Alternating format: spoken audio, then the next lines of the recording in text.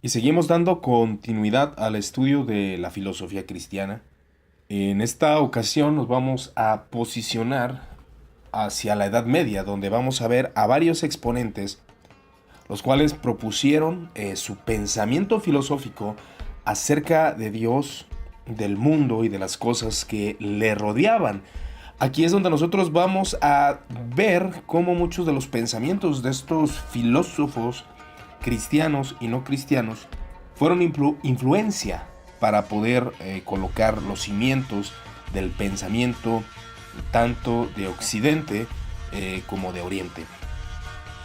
Existe la creencia bastante generalizada de que la Edad Media, los 1000 años que separan la cultura grecorromana del Renacimiento, no agregó un conjunto de conocimiento acumulativo original. Esta creencia es totalmente incorrecta. Ahora sabemos que los cimientos sociales, económicos, políticos e intelectuales se lo debemos a la Edad Media, es decir, hombres, los cuales ahora podemos verlo con la influencia que tuvo tanto en los tiempos de la Iglesia católica como en los tiempos de la Iglesia reformada. La Edad Media no fue la época gris y nebulosa que mucha gente nos pinta o que se nos pinta a través de la historia con esto de la Inquisición y el pensamiento cerrado que tantas veces se propone. La Edad Media se considera el milenio que arranca con la invasión de los bárbaros, que fueron los que trajeron varia calamidad que condena a muerte la civilización clásica de la que sobrevive restos de esta filosofía clásica griega por medio de transmisores en la Edad Media como Boecio y Isidoro de Sevilla y otros autores anteriormente referidos en el estudio pasado. Y eclesiona una fuerte actividad filosófica en mentes como Anselmo de Canterbury, también Pedro Abelardo y Tomás de Aquino y Juan Duns Scoto, que son unos exponentes que pasaron el pensamiento filosófico a esta generación. Toda la filosofía de la época se moverá en torno a los problemas planteados por la filosofía griega y su relación con la doctrina cristiana. Y comentaremos acerca de un exponente, su nombre es Al-Kindi, así conocido de manera abreviada, filósofo árabe. La filosofía árabe es uno de los pensamientos que más penetraron lo que es las tierras de España y otras más. En cierto sentido, todos los pensadores, todas las personas somos griegos, incluidos los árabes, también fueron influenciados por la filosofía griega, quienes a partir del siglo VIII comenzaron a traducir las obras griegas. Los cristianos nestorianos, perseguidos por el poder del Papa y por los emperadores cristianos, ellos encontraron un buen refugio en los hijos de Alá, los musulmanes. Los nestorianos eran cristianos, los cuales muchos de ellos fueron acusados por creer, o más bien por dar a entender que su creencia era que tanto el verbo de Dios como la humanidad eran dos personas, no la misma persona, por tanto dos entes. Esto fue condenado en el concilio de Efeso en el año 431, aunque algunos debaten de que Nestorio no creía de esa manera, pero en ese concilio los nestorianos comenzaron a ser perseguidos por cómo se les identificaba. Algunos tal vez justamente, algunos injustamente. Los nestorianos serán empleados llevar, para llevar el conocimiento filosófico, y fueron empleados por la estrella ascendiente del Islam para proveerles de la cultura clásica griega. Los nestorianos se encargaron de transmitir ese conocimiento a los musulmanes gracias a los persas. Los médicos sirios cristianos, casi todos ellos eran de esta doctrina, eran nestorianos, muy versados en el conocimiento de la filosofía griega y sobre todo en la filosofía aristotélica, en matemáticas, medicina y también en astronomía. Tradujeron al árabe la enciclopedia de Aristóteles, la geometría de Euclides, la ciencia médica de Galeno y la geografía de Ptolomeo. Todas estas ciencias fueron transmitidas por estos cristianos nestorianos hacia lo que es el pueblo conocido como de la tradición islámica. Gracias a unos y otros musulmanes llegaron a dominar el griego. Estas personas comenzaron a dominar mucho antes que los cristianos latinos o europeos. Por medio de sus traducciones del árabe y estas al latín, recibe Occidente el pensamiento considerado como perdido de Aristóteles por medio de estos personajes, de estos cristianos. Aristóteles dominaba el escenario, pero se transmitió a estas personas un Aristóteles totalmente matizado de platonismo por causa de falsas atribuciones de obras o de textos sacados de libros de Plotino y fueron atribuidos a Aristóteles como el autor, algo que es muy común en todo tipo de literatura, donde se le atribuye a ciertos personajes algo que dijo que realmente ellos no creían y no decían. Por eso hubo una mezcla entre el aristotelismo y el platonicismo. Constituirá ese el fondo de la filosofía conocida de los árabes. Ellos tomarán de estos pensamientos y es como formarán su dogma religioso a través de estas influencias. Y como hemos mencionado, Al-Kindi fue un personaje que existió en el año 800 al 873. Este es el primer árabe que se le atribuyó el nombre de filósofo. Él era un hombre extraordinario en cuanto a los conocimientos enciclopédicos. Abarcó el escenario heleno, tomó toda información griega filosófica que pudiera estar en sus manos. Era un maestro en física, matemáticas y música. Fue el precursor del aristotelismo árabe que alcanza el apego en Avicena. Comprendió la necesidad de poner en relación la filosofía griega con las opiniones culturales de su entorno y de integrarla a la sociedad, algo que muchos filósofos, aún cristianos, consideraban, por ser portadora de la verdad en el pensamiento formado en el Islam, lo que es la filosofía griega. Al-Kindi, en alguna de sus enseñanzas, él enseñó que Dios es el creador del mundo y que por tanto, el mundo no es eterno, según se confirma por la razón, diciendo Al-Kindi en sus exposiciones. Todo es finito, dice Al-Kindi. Lo finito ha tenido que ser creado. El creador es uno absolutamente. No tiene materia, ni forma, ni cantidad, ni casualidad, ni relación. No cabe atribuirle predicado alguno, género, diferencia, accidente. Es la unidad pura. Cree en la creación, Al-Kindi, referente al ex nihilo, que se creó de la nada. Y obviamente la causa es Dios, que conforme a su teología monoteísta de rigor, ha sido creada solamente por un ente, es decir, que no cree que haya un intermediario alguno, que es en el caso de nosotros los cristianos, que creemos que el intermediario para la creación fue el Verbo Divino, por el cual Dios el Padre creó todas las cosas. Y aquí podemos ver el rechazo hacia la Trinidad cristiana por parte de la filosofía árabe y de alguna segunda persona divina, que es el caso de Jesús. También Al-Kindi discutió algunos aspectos acerca del alma. Él decía: cuando el alma se libre de los deseos y se dedique a la especulación, habitará en el mundo intangible, se parecerá a Dios y se penetrará de su luz.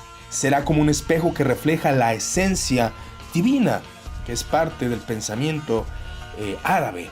Al-Kindi creía en estos dos puntos acerca del alma y de la transformación, cómo el alma se iba asemejando a la divinidad conforme a la dedicación de los mandamientos y de la sabiduría que proporciona la naturaleza. Otro exponente llamado Al-Farabi, que es un nombre abreviado, Él existió en el año 870 y 950, formado en Bagdad, cerca de un médico nestoriano que fue también influencia para Al-Farabi. Intentó la primer gran síntesis entre Platón y Aristóteles, que creía conciliables, creía que estas doctrinas de estos dos filósofos eran rotundamente conciliables y por lo tanto podían creer lo mismo, algo que ocurre muchas veces con el pensamiento de la iglesia, que muchos cristianos creen que podemos conciliar los pensamientos de cada uno y que todos van a la par, cuando en realidad hay ciertas variantes. Farabi fundamentó todo un sistema filosófico de tintes neoplatónicos que contiene en germen toda la filosofía arábiga. Este personaje es conocido como el Maestro Segundo. Se le dio ese honor, por así argumentarlo, ya que al que se le consideraba el primer maestro por estas personas de Arabia era a Aristóteles, el primer maestro, y el segundo gran maestro es Al-Farabi. Y a él se le puede considerar como el verdadero fundador del sistema de la filosofía que está predominando y que predomina en Arabia, o la filosofía árabe. Su pensamiento se nos muestra como un intento de introducir una consideración racional en la realidad de una sociedad estrictamente religiosa como la musulmana. Es decir, que Al-Farabi lo que quería era que las personas utilizaran el razonamiento a pesar de ser una cultura musulmana, una cultura bastante cerrada y solamente aceptando dogmas sin razonarlos. Y Al-Farabi se encargó, y es algo que es digno de argumentar, de querer introducir el razonamiento en medio de una religión tan estricta. En la obra de Ciudad Virtuosa de Al-Farabi, habla de Dios como el primero, que es la causa primera de la existencia de todos los seres. Es decir, Él es el creador omnipotente, Él es la causa de todo, nada está fuera de Él. Al-Farabi estableció una distinción ontológica, que lo utilizará después otro exponente, Tomás de Aquino. El ser, se dice por Al-Farabi, se divide en contingente y necesario. El primero tiene una causa, es Dios el que lo causa, y el segundo carece de ella, es necesario esa causa, y es Dios el que la da.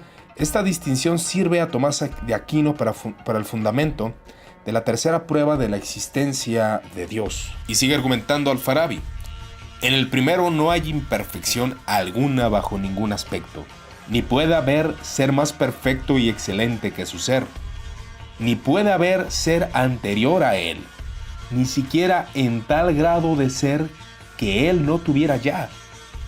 Por esto su ser no puede haber derivado de otra cosa anterior a él, y menos aún haber derivado de lo que es más imperfecto que él. Además, por eso, también es completamente diferente en su sustancia de toda cosa, y es imposible que el ser que tiene pertenezca a más de uno, porque entonces entre el ser que estuviera en ese ser y el que tiene el mismo no podrá haber diferencia alguna. Y esto es gran influencia para el pensamiento musulmán acerca de la coexistencia o acerca de la divinidad de Cristo. Es imposible que otro ser pueda tener, o otra persona pueda tener, la divinidad. Y dice él: un ser anterior a él, al que debería su subsistencia, eso es absurdo, pues él es el primero. Aunque estamos de acuerdo con Al-Farabi en ese punto, que Dios no hay nada que se le asemeje y no puede haber nadie anterior a él, pero creemos que hay personas en la Trinidad que tienen la misma naturaleza, y para Al-Farabi era imposible que hubiera otro con la misma naturaleza. Este argumento es del libro de los Principios de los Seres, por este mismo autor. Otro exponente a considerar es Avicena, que estos son nombres abreviados de estos maestros, ya que sus nombres son bastante complicados para gente de... Él nació en el año 980 y murió en el año 1037. Es conocido entre los latinos con el nombre deformado y abreviado de Avicena, que es el que mencionamos. Es uno de los filósofos capitales del Islam. Él tenía un gran talento enciclopédico, conocía la metafísica de Aristóteles. El dios que presentaba Avicena estaba muy cerca del uno de Plotino y muy lejos del dios de los teólogos musulmanes. Prefiere llamarle el ser necesario. Para él, el ser necesario es aquel que sería contradictorio concebir como alguien no existente. En él son los mismos la esencia y el ser. Toda realidad fuera de Dios debe ser causada a cada cierto sujeto, teniendo ella por cometido estudiarlo en su esencia y propiedades.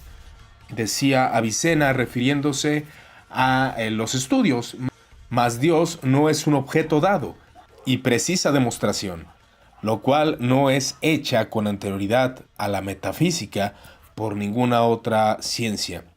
Con ello, Dios entra en el contenido de la metafísica, pero no a título de sujeto u objeto propio. Otro personaje a considerar para futuros estudios es Averroes. Él es de Córdoba, o él fue de Córdoba del año 1126 al 1198. En la España musulmana ejerció influencia considerable en la Edad Media. Fue conocido en la Edad Media como el comentador de Aristóteles.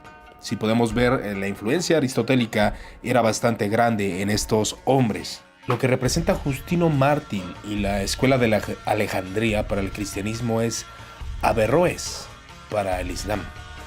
Demuestra en conclusión que los filósofos no merecen que se les trate de personas impías, ya que no negaron ninguno de los principios esenciales de la religión. Y dice Averroes: el fin de la revelación es únicamente enseñar la ciencia y la práctica de la verdad. La ciencia de la verdad consiste en conocer a Dios y a todos los seres como son realmente, y de un modo especial en entender la ley divina, así como también en saber cuáles serán la felicidad y la desgracia de la vida futura. La práctica de la verdad consiste en cumplir con los actos que producen la felicidad y evitar aquellos que nos acarrean desgracia.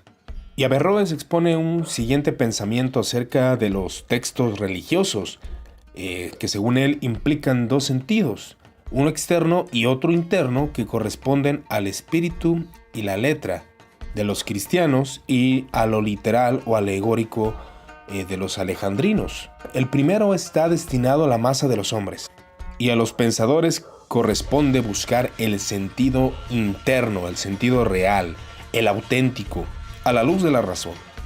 Por esta distinción fue acusado Averroes de mantener una doble verdad, de interpretar de manera distinta el texto, que en su caso es falsa, toda vez que mantuvo que hay una sola verdad y siempre la mantuvo. Esta es una acusación falsa que se le hizo a Averroes, pero susceptible de ser expresada bajo formas diferentes según el público al que se dirige, decía Averroes. No hay dos verdades, una para el simple y otra para el teólogo o filósofo. Lo que ocurre es que estos deben aspirar a la demostración dialéctica, es decir, al debate, a la exposición de argumentos en contra para llegar al conocimiento de la verdad. Maimónides, que es parte de la filosofía judía. De la filosofía árabe de la Edad Media no se puede separar tampoco de la filosofía judía, ya que el sistema proviene del pensamiento judío. Aunque bien el elemento que diferencia es el encontrar la aproximación de la filosofía judía o del judaísmo al platonismo, y como hemos visto, Aristóteles era la influencia de la filosofía arábica. Los árabes y judíos fueron encargados de transmitir el pensamiento de los filósofos griegos, de cada uno de ellos. Moisés ben Maimón, o conocido como Maimónides, nació en Córdoba en el año 1135 al año 1204. Aunque vivió en ella poco tiempo, la conquista de la ciudad por los almohades o mediados del siglo determinó constantes persecuciones para los judíos y múltiples simulaciones de conversión por parte de los judíos. Su conversión aparente a la fe musulmana. Se afirma reiteradamente la existencia, por parte de este filósofo, la existencia de la ley natural como consecuencia de la justicia divina. Los antiguos hebreos no habían indagado si el pecado era, además de rebeldía a Dios, si era antinatural e irracional, que es parte de la filosofía de este hombre, que lo acercaba más sus interpretaciones acerca de la ley a nuestra manera de entender hoy en día la ley y el pecado.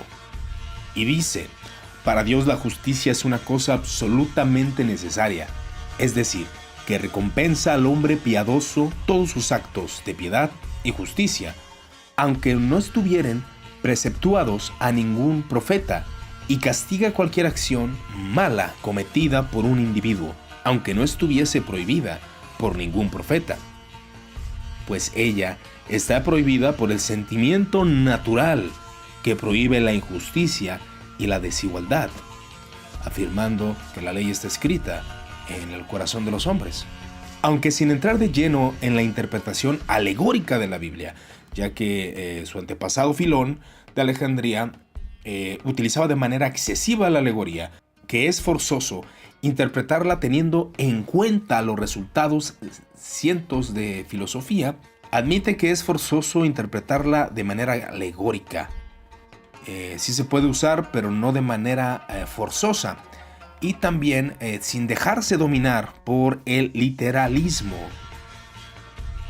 Y avanzando el tiempo nos encontramos con pensadores de la escuela filosófica, y estos hombres son los pensadores de la escolástica, que son una verdadera legión, favorecidos como estaban por las circunstancias de Europa. Estaban cuidados por la espada, la espiritual y la terrenal, esgrimidas por diferentes manos, pero al servicio de una misma institución, el papado, que tenía el gobierno como signo visible de la cristiandad. Isidoro de Sevilla enseñó con toda claridad la distinción entre el poder espiritual y el poder temporal, otorgando derecho de primada al poder espiritual. El sacerdote, escribe Isidoro, es superior a la realeza, pues es el sacerdote quien unge al rey, y éste debe defender a la iglesia, sin inmiscuirse en lo espiritual. Es un pensamiento que gobernó a la iglesia de manera excesiva, dando pauta al hecho de que el Papa es superior a los reyes de la tierra, ¿no? Esta filosofía del gobierno domina por completo la Edad Media y es reforzado por Bernardo de Claraval y Juan de Salisbury, reiterando que, aunque las dos espadas reposen en distintas manos, ambas están al servicio de la iglesia. Existe el prejuicio de que en la Edad Media no hubo filosofía, no hubo un pensamiento original de parte de esto, sino que había solamente teología con un ropaje aparentemente filosófico. Es verdad que la teología se utilizaba como una sierva de los propósitos de la teología, pero debemos tener en cuenta que esa idea entre filosofía y la teología es relativa, no es verdad. Realmente son dos herramientas que se pueden utilizar. La escolástica representa el intento continuado de armonizar la razón natural con el conocimiento revelado de las Escrituras. La escolástica nació propiamente en el siglo VIII en las escuelas monacales de York. En tales escuelas, el profesor llamado Doctor Scholasticus y el característico método escolástico de la exposición consistía primero en diálogos entre el profesor y el discípulo, ya después en unos debates en que el candidato a licenciado tomaba en defensa una tesis determinada contra todos los aspirantes y así es como se exponían los argumentos. Era la época de la plenitud de oro, coincide con el siglo XIII. En ese entonces el método perfecto era el siguiente: primero plantear una cuestión, luego exponer varios argumentos señalando la solución opuesta a la verdadera, después presentar la verdadera solución y finalmente rebatir los argumentos contrarios. El labor del escolasticismo consistía preferentemente en serie de esfuerzos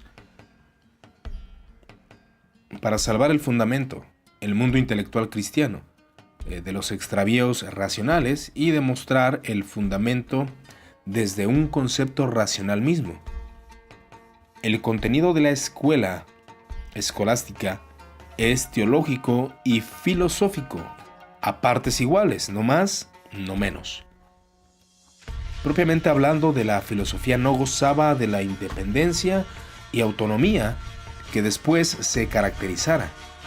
Esta relativa falta de independencia no debe de llevarnos a cometer el error de creer que en esta época no hubo filosofía en sí y para sí. Escribe Marías, los problemas de la escolástica como antes los de la patrística son ante todo problemas teológicos y aún simplemente dogmáticos, pero estos problemas teológicos suscitan nuevas cuestiones que son ellas filosóficas. Un hombre llamado Hegel está firmemente convencido que la teología de la Edad Media se hallaba a mucha más altura que la de los tiempos modernos, y por ello mismo, con profundidad de espíritu, alentaron la filosofía para integrarla y cambiarla con la teología, pues en sí ambas coinciden, son una y la misma cosa. Es cierto que la filosofía escolástica no parte de sí misma, la falta de independencia frente a los dogmas teológicos, pero hay que olvidar que la filosofía siempre parte de una situación dada, y en todas las épocas hay una determinación especial que imprime su sello.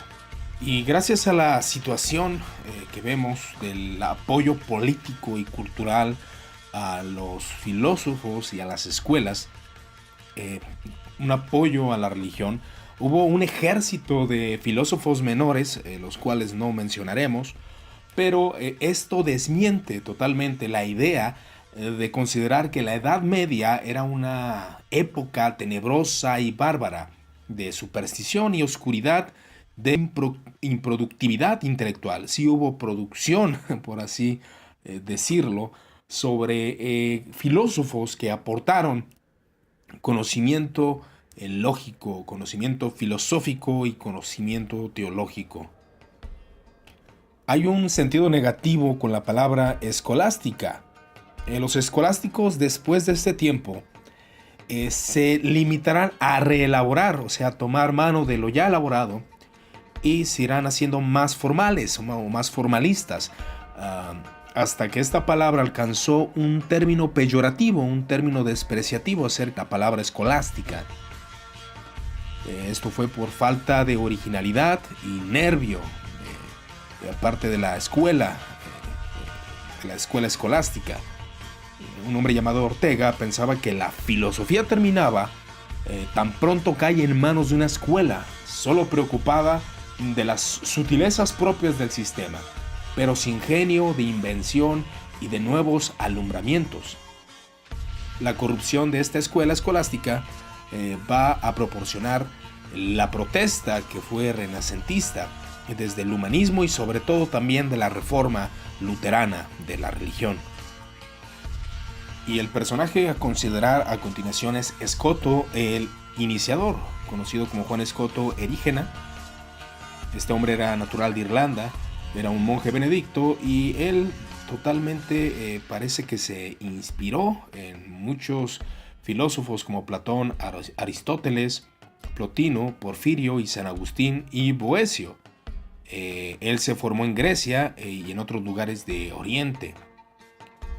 Fue maestro en París durante 30 años. Se inspiró en otro personaje que ya hemos considerado, en Pseudo Dionisio, del que se le puede tomar como heredero y traduce latín todas las enseñanzas de Dionisio. Elaboró un sistema de corte neoplatónico bastante profundo y personal. Escoto es una figura más sorprendente de esta época. A diferencia de los mayores, de letrados y pensadores del comienzo de la Edad Media, conocía a la perfección la lengua griega, y esto le proporcionaba gran ventaja a este hombre. Aunque él fue objeto de muchos anatemas, conocía su incursión en el panteísmo y fue, como ya lo mencioné, considerado como anatema por la Iglesia en muchas de sus enseñanzas. Tenemos que recordar que la doctrina de este hombre es muy ambigua, no declaraba una certeza en lo que creía, tanto en filosofía como en la teología que enseñaba. Había sido acusado de enseñar exactamente lo contrario a lo que realmente él creía, entre la fe y la razón. Realmente él nunca creyó que hubiera alguna diferencia entre lo que es la filosofía y la religión revelada. Para él era lo mismo y todo enseñaba la verdad.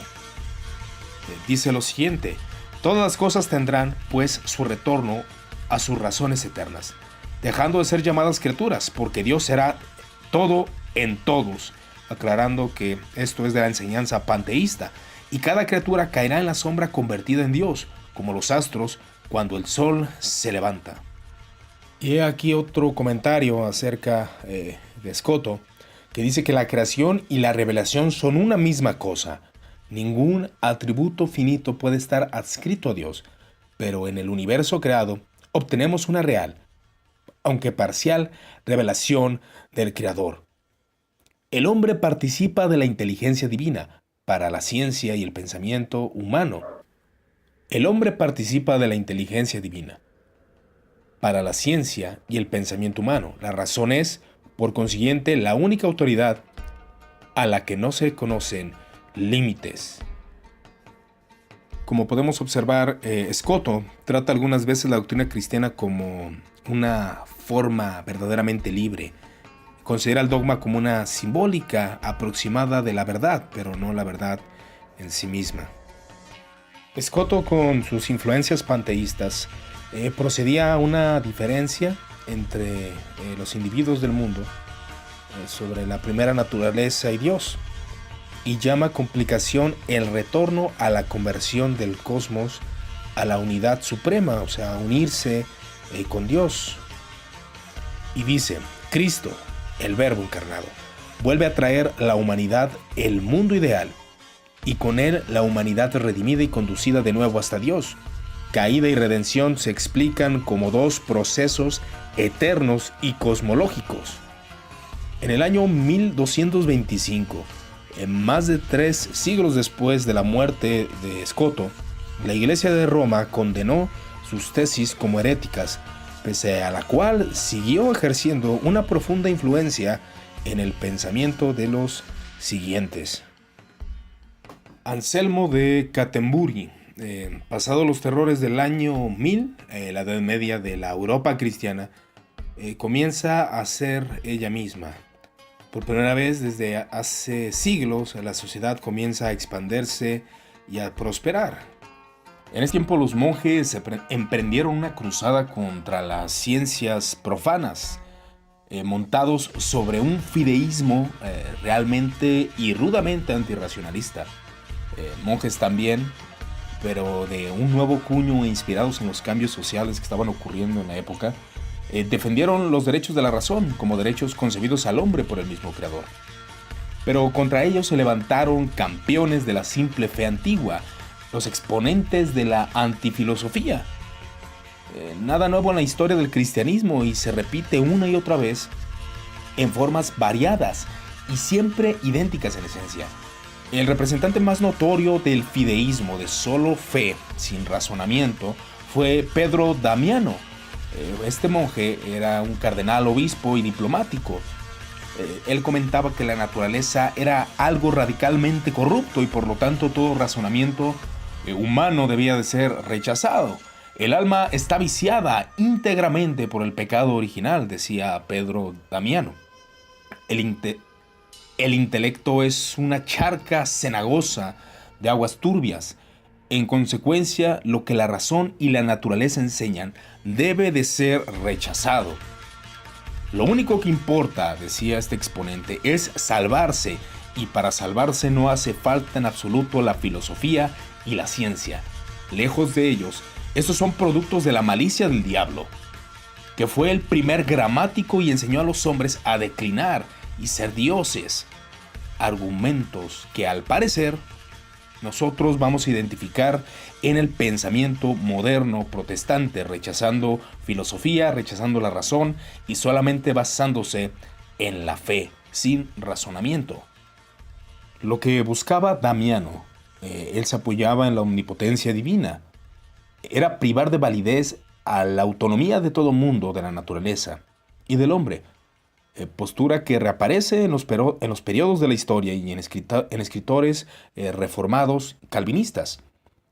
En el caso de Damiano, obedecía además, como la mayoría de los sistemas teológicos, a un interés político de orden teocrático, quitar al emperador toda dignidad de poder autónomo y considerar como un simple delegado del Papa, poniendo a la Iglesia en sumo poder.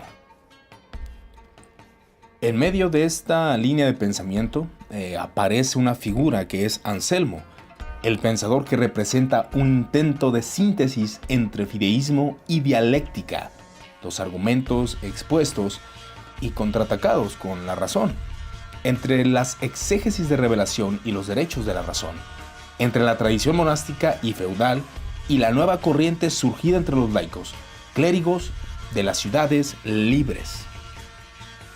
Y argumenta Anselmo, así como el recto orden exige que creamos las cosas profundas de la fe cristiana antes que nos atrevamos a discutirlas con la razón, así me parece que hay negligencia cuando, una vez confirmados en la fe, no tratamos de entender lo que creemos. Anselmo contraatacando la idea del fideísmo, que solamente se debe recibir por fe sin razonamiento. Este hombre nació en Aosta, en el Piamonte. Nació en el 1033 y murió en el 1109.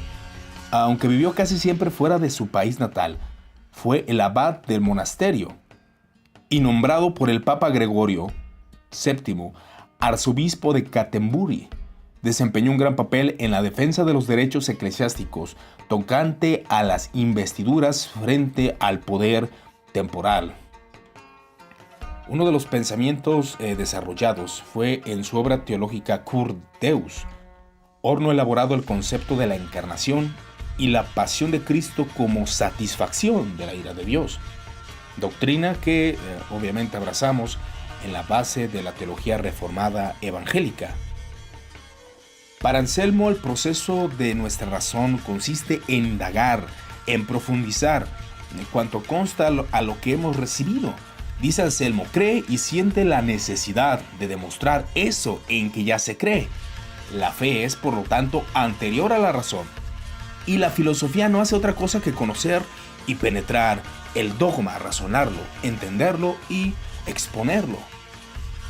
Anselmo propone a Dios por el ser. La fe nos da, ante todo, la convicción de que Dios existe. Demostrar su existencia es fácil. Piensa, referente a esto, Anselmo, si existen los seres finitos, debe también existir el ser absoluto y originario, el argumento cosmológico que es mantenido en el Monologium. Y dice Anselmo que todos poseen el concepto de Dios. Dios es Él, el ser mayor que el cual no se puede pensar en otro. En cuanto nosotros lo pensamos, precisamente sumo y perfectísimo. El argumento ontológico no es, por tanto, una prueba, sino más bien una institución de la existencia de Dios, el cual debe ser existencia, esencia existente. Esta institución que nos prueba parte del sentido de Dios y se ajusta a una lógica nacida de la reflexión sobre la existencia teológica interpretada. Dice Anselmo lo siguiente: el hombre siente a Dios como algo perdido. El hombre siente a Dios como algo perdido, una privación radical.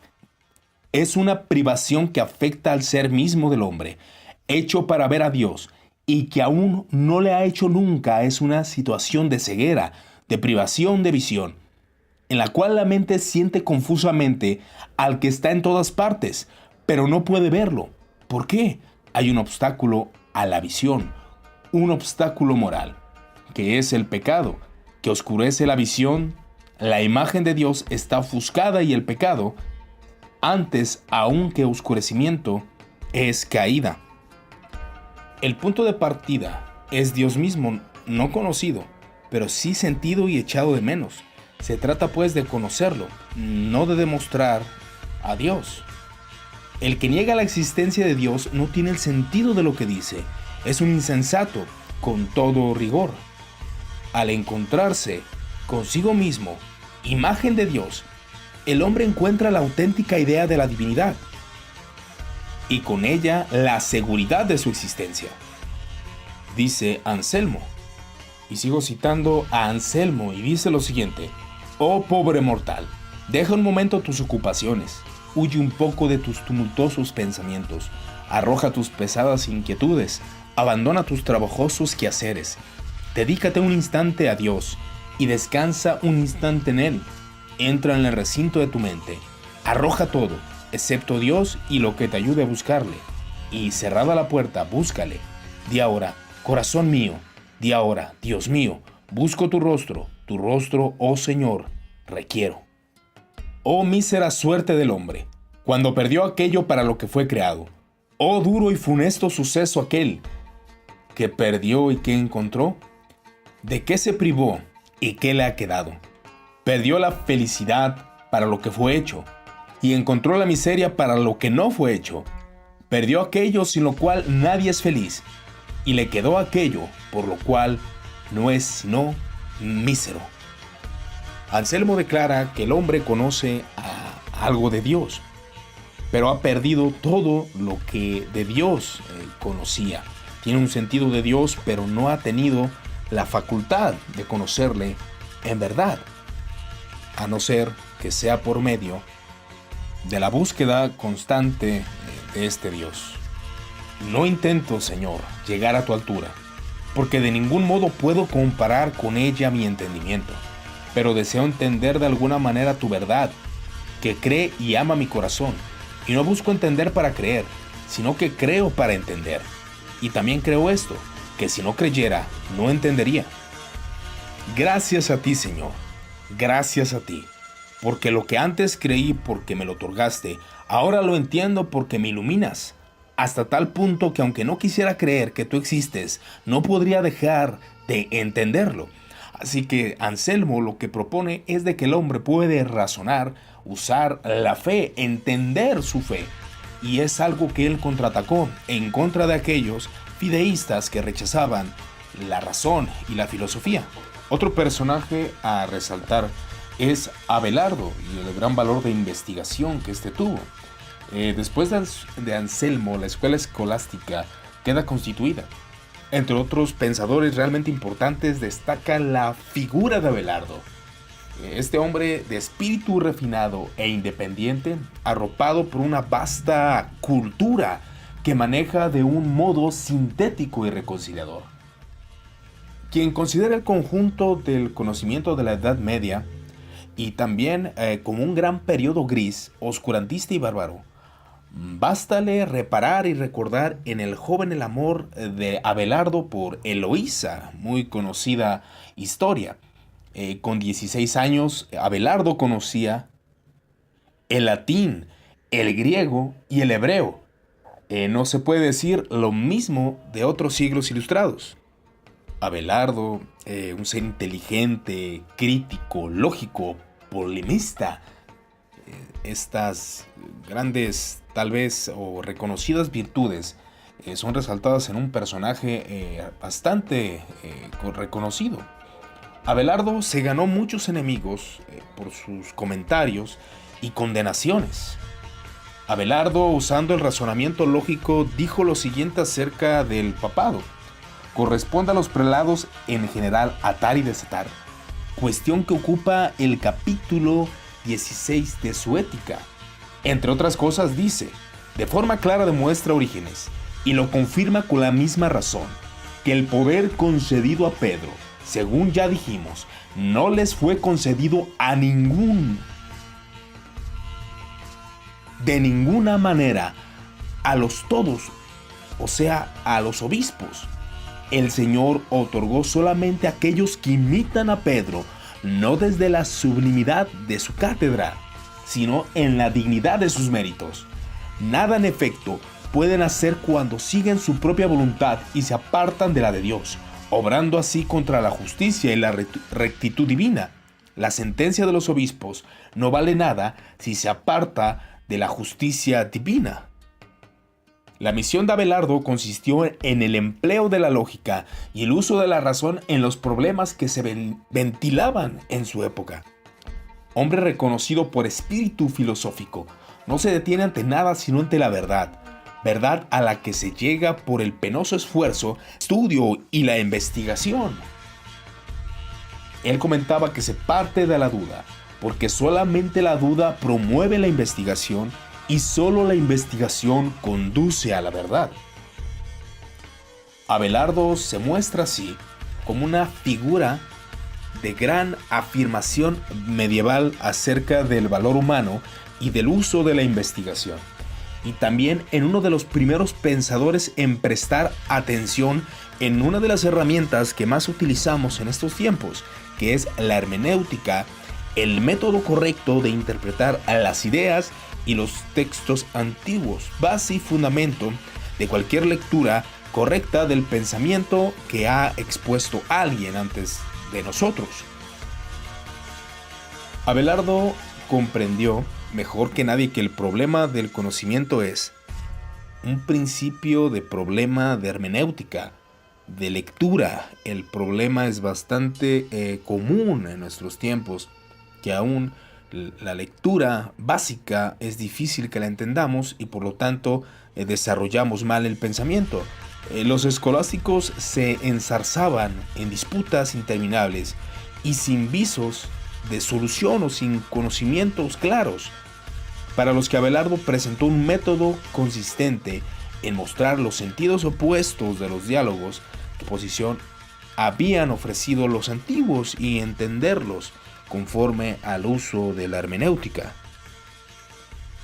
Abelardo había comprobado que cuando alguien se dedica al estudio del lenguaje, el tiempo necesario, era posible armonizar más las aparentes contradicciones del significado del texto, distinguir los argumentos verdaderos de los equivocados y descubrir el pensamiento oculto atrás de las palabras, algo que es bastante practicado por muchos maestros teólogos en nuestro tiempo.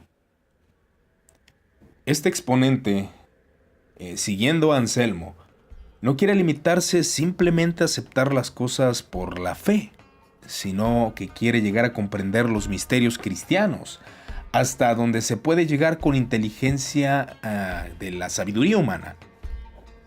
Y este tipo de pensamientos levantó sospecha de parte de Bernardo de Claraval. Era un genuino defensor de la tradición medieval, un fideísta rechazando todo razonamiento humano, y uno de los autores que más influenciaría al reconocido exponente Juan Calvino. Tenemos en Francia, decía Bernardo, un sabio maestro y noble teólogo, muy versado desde su juventud en el arte de la dialéctica, y ahora maneja sin el debido respeto las santas escrituras. está empeñado en dar un nuevo impulso a los errores, hace tiempo condenados y olvidados, tan propios como ajenos, y se atreve a inventar otros nuevos. Se gloría de no ignorar nada en cuanto hay arriba en el cielo y abajo en la tierra, excepto su propia ignorancia, declara Bernardo, para enfatizar que este joven quería conocer todos los misterios que la Escritura enseñaba.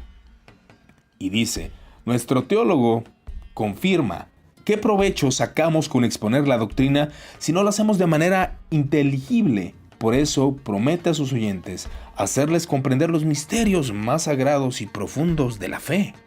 Hubo un enfrentamiento entre Abelardo y Bernardo. Fue bastante célebre en el siglo XII. Abelardo creía en la importancia de la lógica, del uso de la razón y de la claridad de pensamiento. Estaba convencido de la continuidad entre el mundo de la razón y de la fe. Esto lleva a afirmar que las doctrinas de los filósofos afirman sustancialmente lo mismo que se encuentran en los dogmas cristianos, o que los filósofos de la antigüedad deben haber sido inspirados por Dios igual que los profetas del Antiguo Testamento. Esto afirmaba Abelardo. Nada nuevo en la gran tradición del pensamiento cristiano, dice él. Desde el punto de vista, no existe una diferencia radical entre los filósofos paganos y los filósofos cristianos. Si el cristianismo representa la perfección del hombre, también los filósofos paganos, en cuanto a los filósofos, han sido cristianos en la vida y en sus doctrinas. Esto afirmaba él, que realmente, en la opinión propia, creo que los filósofos tenían conocimiento natural que al hombre les dado, mas no considero que hayan sido creyentes o cristianos. Toda ciencia, dice Abelardo, ha de ser conocida. No se hace uno malo, le dirá Bernardo, por el hecho de conocer, como nadie peca por conocer el pecado, sino por incurrir en el pecado. Abelardo está convencido de que todo conocimiento viene de Dios, pues en él está la plenitud de la ciencia, así que la filosofía viene de Dios, el conocimiento natural viene de Dios. Entonces es lo que Abelardo defendía, aunque sus declaraciones pueden ser bastante no confusas, sino probablemente las entendamos mal cuando él argumentaba que los filósofos eran cristianos, que si es así que lo creía, pues tomamos la determinación o el entendimiento de que no era así, aunque la filosofía común de los filósofos puede ser utilizado por el razonamiento humano. Muchos exponentes cristianos lo han hecho y ha sido de beneficio muchas veces. Y dice Abelardo, confirma de nuevo: una fe ciega, prestada con ligereza, no tiene ninguna estabilidad y es incauta y carente de discernimiento. Y en estos tiempos nace el concepto de la teología cristiana.